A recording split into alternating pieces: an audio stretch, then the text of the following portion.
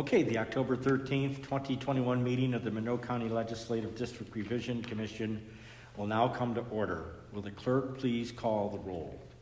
Mr. Baroff. Here. Mr. Brew. Here. Chairman Carbone is excused. Ms. Nicolay. Here. Ms. Ortiz. Here. Thank you, Dave. I would like to welcome those in attendance this evening and begin with the Pledge of Allegiance.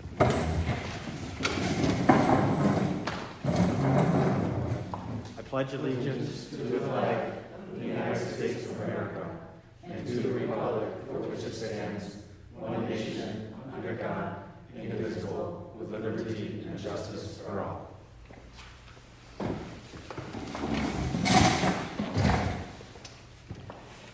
As you may know, this is the first of 3 public meetings for public input of the Redistricting Commission. The Commission will consider the public comments prior to releasing the proposed changes in the boundaries of the legislative districts. The redistricting plan will be adopted as a local law, and the public will have the opportunity to comment on the proposed plan as part of the official public hearing in the adoption of the local law. I would also like you to know that the law authorizing the new district boundaries is subject to permissive referendum. I would now like the clerk to proceed with calling our public speakers forward to address the commission. We'll start with the people that registered within the clerk's office this afternoon. Our first speaker will be Dave Gerritsen. The floor is yours. Okay. If it's okay, I'm going to come right over here so I can make sure I'm heard by this recording. That's fine. Thank you.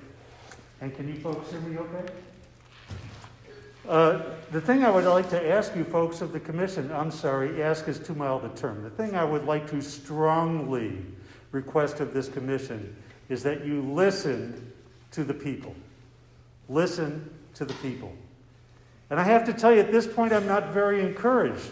These meetings are being held at the far corners of the county. 26 miles. 26 miles. That's how far I drove to be here tonight. 26 miles.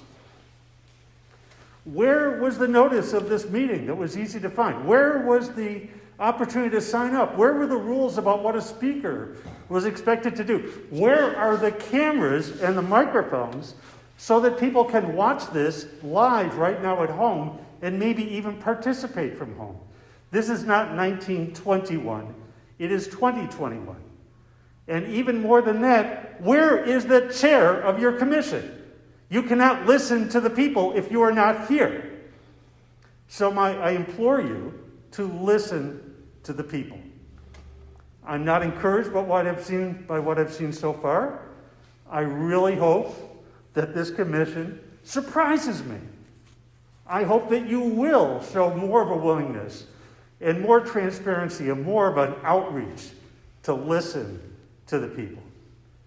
Now, when you listen to the people, if you listen to the people, what would they tell you? Well, if they live in my neighborhood, I live in Greece, 26 miles from here.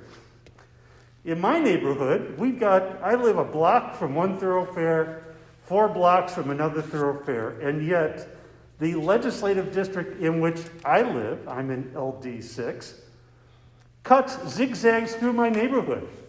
My neighbors across the street, I'm not on a thoroughfare. The neighbors across the street are in a different district, and the district zigzags in throughout our neighborhood. The people of my neighborhood, if you listen to us, would say, don't divide our neighborhood. The people of the South Wedge would tell you, don't divide us. Don't put some of us in one district and some of us in a district across the river. The people of Irondequoit would tell you, we know you must divide us because our town is so big, but we think of ourselves as an East Irondequoit community and a West Irondequoit community. That's our fire districts.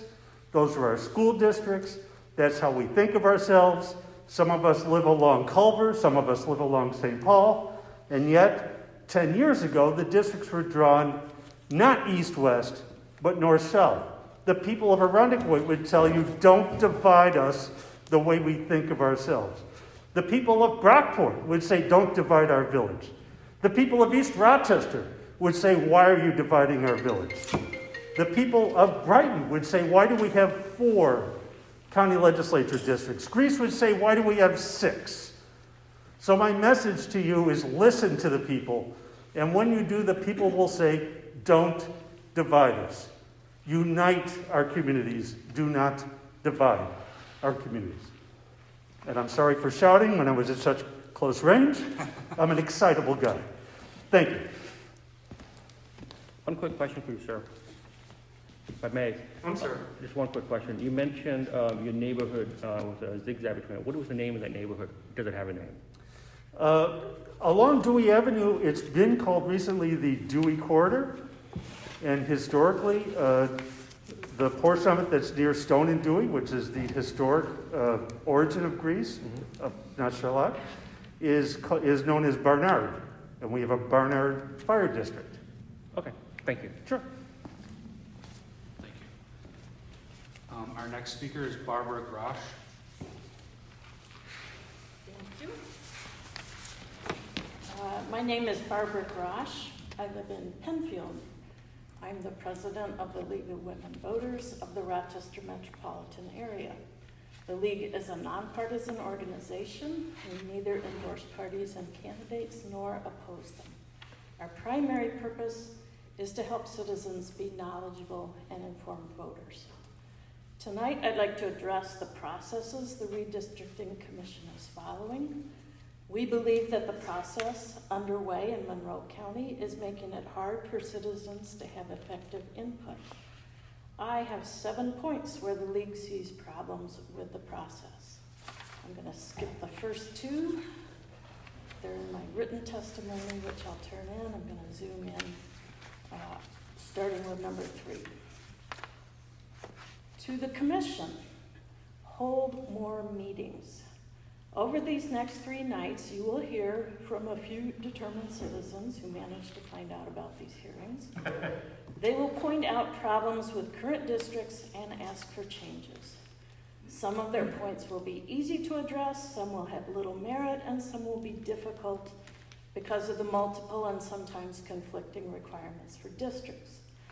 You will only be able to make use of public input if you hold a meeting in which to discuss it.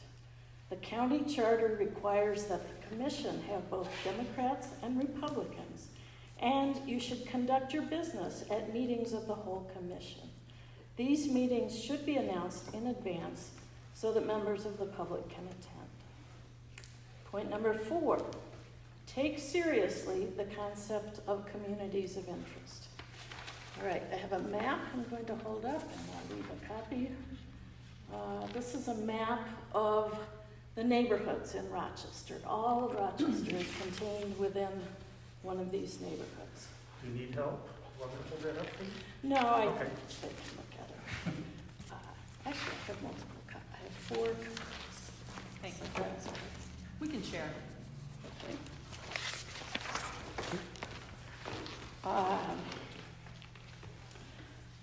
Most of these neighborhoods have organizations to help citizens build their communities, including by working with city and county government. When these communities of interest get divided up into multiple districts, it makes it hard for them to develop relationships with their representatives. I urge you to minimize splitting up these neighborhoods as you draw the district lines. Point number 5. When you release the draft maps, make them truly accessible. The software is readily available to put the district maps online so that voters can scrutinize them. They should be able to type their address in and zoom in and see which district they're in. They should be able to see where the map, where the lines are drawn around their neighborhood. They should be able to see how it cuts their neighborhood up. They should be able to see the degree to which the districts may be gerrymandered for partisan political purposes, or possibly to stifle the political effectiveness of some groups, such as cutting people up along racial or ethnic lines. I hope and urge that you release the maps in such a form and make the link available on the county website and allow at least 3 to 4 week period for the public to scrutinize, discuss, and understand the maps. Point number 6, publicize the next hearings. You are required by law to hold a public hearing after the proposed map has been released. Publicize the hearing widely. Hearings are only public if the public is informed about them.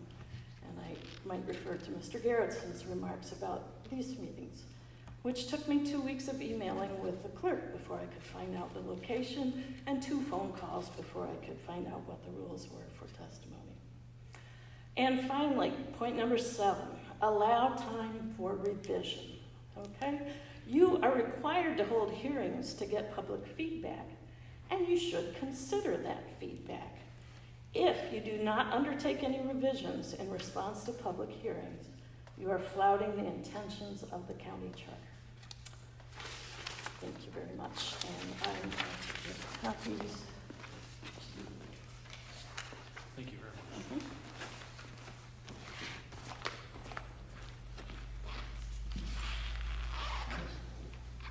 So those were the 2 that signed up. Did you want to go next? Do you have a? I was just here to listen. Is there anybody else that wants to speak? I will say I think it's interesting that you chose Mendon. Not that I'm disappointed because I live in Mendon and I'm happy to have you here. Welcome.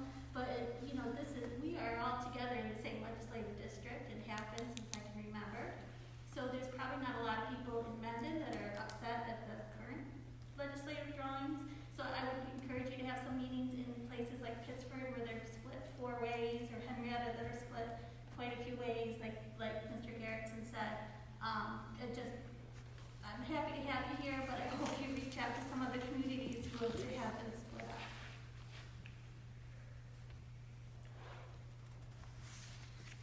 I would just echo what has been said. The process is very, very important, that citizens, residents are heard, and that we avoid any of the emphasis on the gerrymandering that we're seeing at the national level.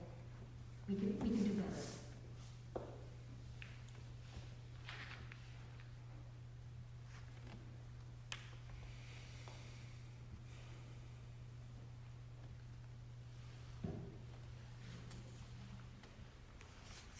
Are there any other people that wish to address the commission at this time?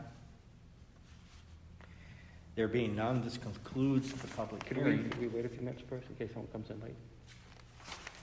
I mean, it's only 15 minutes, quarter after. Yes. Do 20 after, Josh. Well, I was hoping for 7:30, to be honest. I literally went out of the county to get here thanks to a way, so. It's a trip, and there was that traffic, and there was an accident on the way, so I'd love to give a little flex. Do you want me to read the one from my phone? Sure.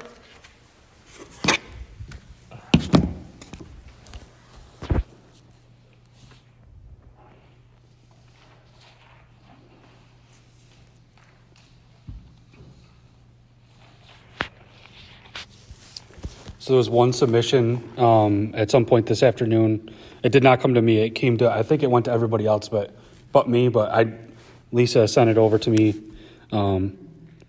Said, and this is from Jonathan Harden. The Charlotte community demands that District 7 be redrawn to not include the neighborhood of Charlotte and the city of Rochester, and District 26 should include that neighborhood. This was discussed at our most recent Charlotte Community Association meeting.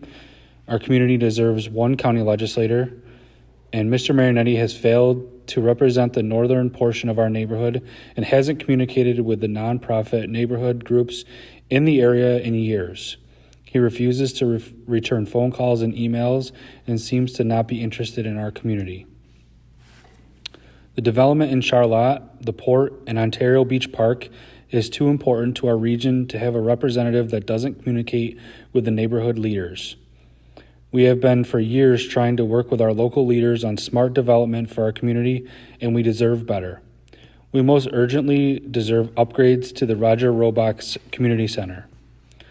Not only that, but we ask that District 26 be extended to Lake Ontario and Beach Avenue to give Charlotte one representative. The current and past legislator of District 26 has always been in communication with all the residents of Charlotte, and this is what our community deserves. One legislator that represents the entire community, and we can confirm that District 26 has our back. Thank you. Jonathan Harden.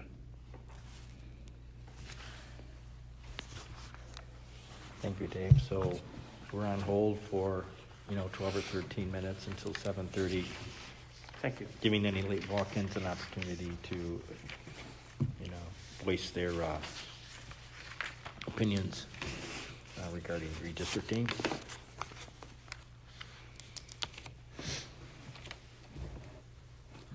Mr. Brew, I wonder if the commissioners have anything you'd like to say to us?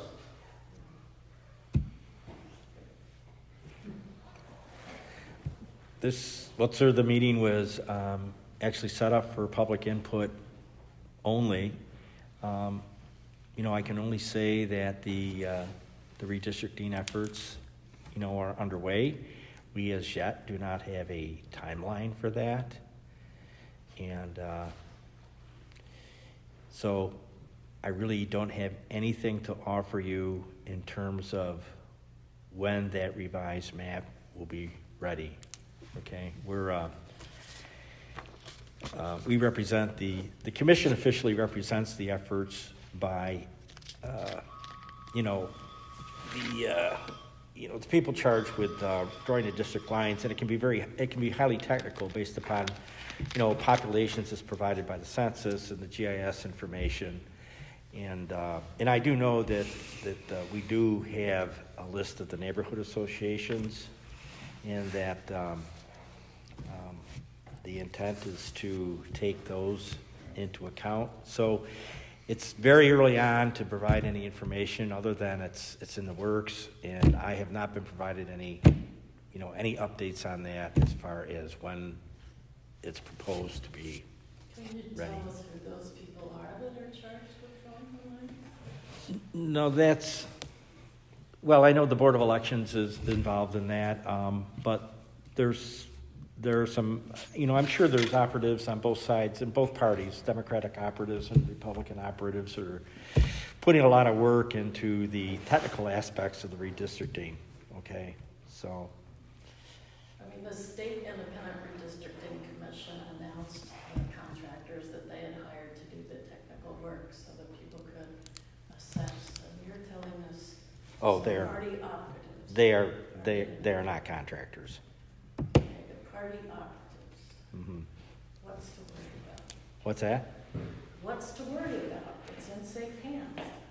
Party operatives. Well, keep in mind, ma'am, there's two sets of lines that are being drawn, okay? There's the maps are going to be produced by the Democratic side, and there'll be maps that are produced for the Republican side. So, You're going to release two sets of maps to the public? well, they'll be released to the commission itself. The commission will take a look at the maps and decide at that point how they want to address going forward with the two submissions that they have in front of them. If I may also respond, I just wanted to say that, and this is the exact process that I was hoping we would not follow moving forward, that this commission would actually be the ones drawing the lines and not relying upon party operatives, particularly since this is, as everyone here knows, it's going to be a partisan decision. There's only 3 votes that matter, and I'm not one of those votes. And I won't be in the room when the map that's approved is released. Simply won't be. My hope was that we would get information that, well, my expectation is that this commission would actually do its job and get information, listening to communities of interest, neighborhoods, going through a proper process, actually giving feedback, actually listening and then acting upon what you listen for. Listening doesn't do any good if you don't act upon listening. I was hoping we would do that. Now, my only hope is that whoever these party operatives happen to be, is that they'll listen to saying, hey, maybe the people really might get upset if we don't give them undivided neighborhoods. Maybe the people will be upset if we, divide Brighton into 4 districts again, or we divide other towns up into multiple districts. But that's just a hope. My hope is also that we will meet again as a commission publicly after these public hearings, before having a meeting to release the resultant maps. And in fact, everyone on the board agreed that they were going to do that at our first meeting, but then right after that, the agreement was reneged. And that there is no meeting scheduled after these 3 public hearings. My fear is that the next meeting, after the 3rd public hearing, will simply be a meeting to say, this is the map. Then you'll have one opportunity to comment upon it, and then the legislature will vote to approve it. That's my fear. My hope is that these party operatives will listen to the recording, the notes that I will share with them as well. I don't know who they are, but I know they'll get to them eventually, and that they will do the best they can to be reasonable, but that's just a hope.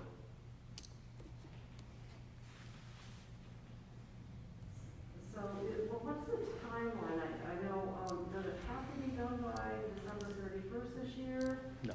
Or next year, or by the next election cycle in 2 years? We have to have the a proposed map out. I believe the time frame is 3 months?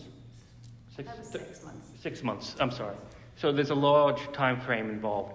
I would not at all be surprised if we move much quicker than that.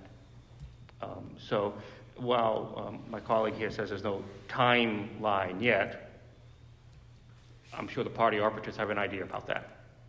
And that idea will involve getting it done quickly. I hope that does not happen, but that'd be my practical side saying, I've been doing this for 10 years, I suspect that's what's going to happen.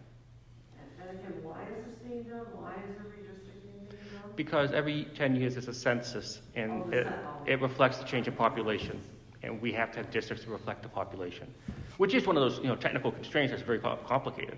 There's no doubt about it. This is a complicated process, and you do need to have people who are expert to look in the room and say, hey, if you may change one thing here, you have to change something right there, and it cascades all around the county.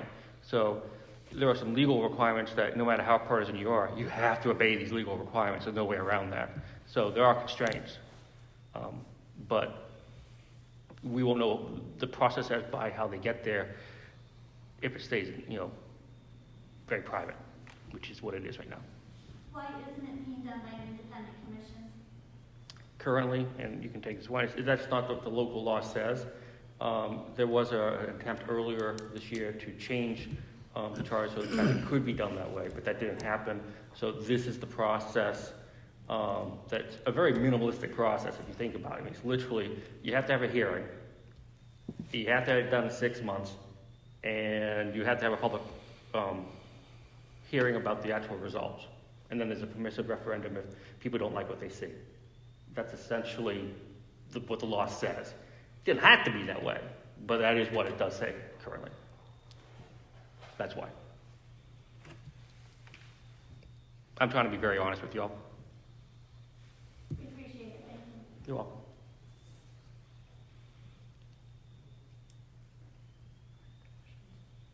And your recommendation would be that you turn out in force for hearings after the map is issued. But that would be the main opportunity to talk to people about that. I actually think given what we have going on right now, given what is set up now, that we're going to see the map once, then yes, absolutely. But the odds of that map getting changed as a result, I have no way of guessing that. I suspect that when you put a map together, it's very precise. If you change a couple EDs, they're called election districts, it's like small units of the map.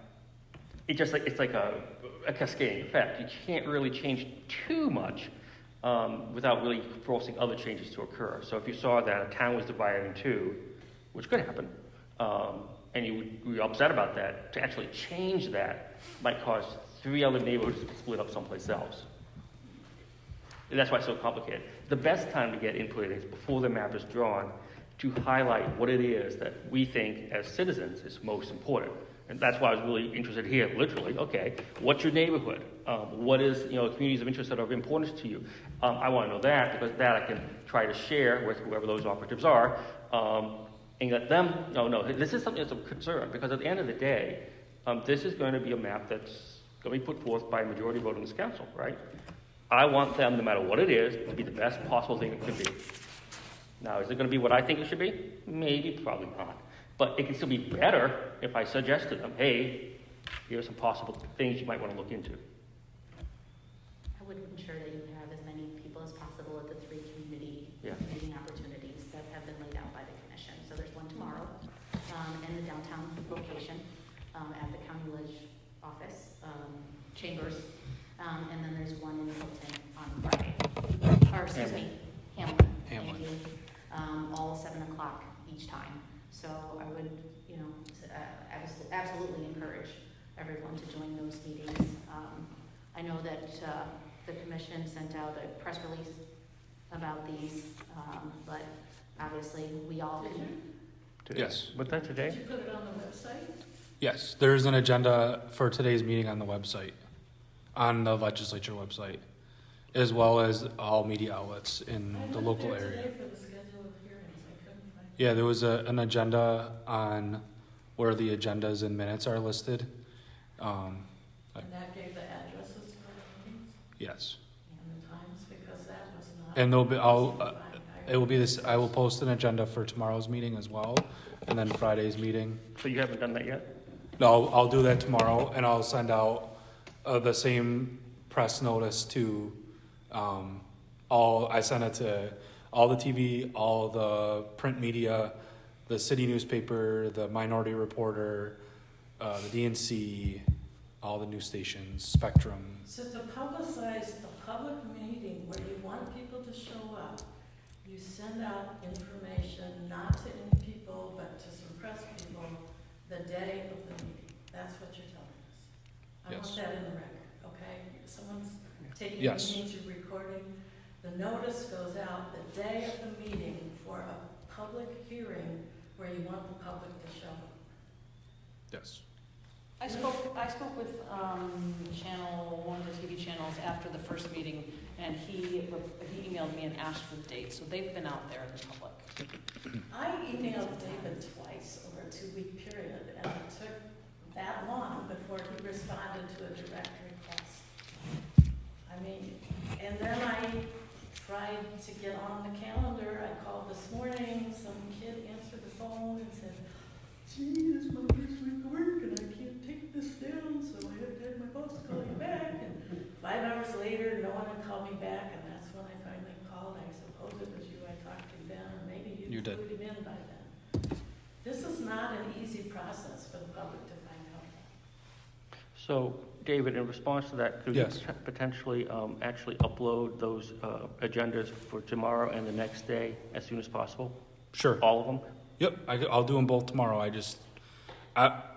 I only know how to be the clerk of the legislature or like our committees, and that's we post them the day of, and that was what I was following. If you want me to post, I'd appreciate if you could Yeah, post that. no problem. I can do Steve, that. you okay with that? Mm-hmm. Okay. I mean, what I heard on TV was, it'll be in Hamlin. Well, fine, Hamlin's a long way away, I've never been there. I don't wanna just drive around Hamlin looking for a hearing. I mean, I need to know, like, where in Hamlin, and when in Hamlin. So it's really not suitable that it's that hard to find the details. Josh, you okay with the time? We have, I think it's fair enough, unless anyone else has any other comments or questions, I think it's fair we've given people half an hour to get here, and I think that's fair to adjourn if there are no additional questions or comments. Okay. So let me state that, are there any other people that wish to address the commission at this time? There being none, this concludes the public hearing. I would like to thank everybody for their participation in the redistricting process on behalf of the members of the commission this evening. I would also like to thank the Mendon Fire District for their hospitality again this year. The next meeting for public input is scheduled for tomorrow, Thursday, October 14th, 2021, in the legislative chambers at 39 County Office Building, 39 West Main Street, room 406, at 7 p.m. Thank you, and we maybe see some of you tomorrow. This concludes our meeting. Thank you all for coming. And will Dr.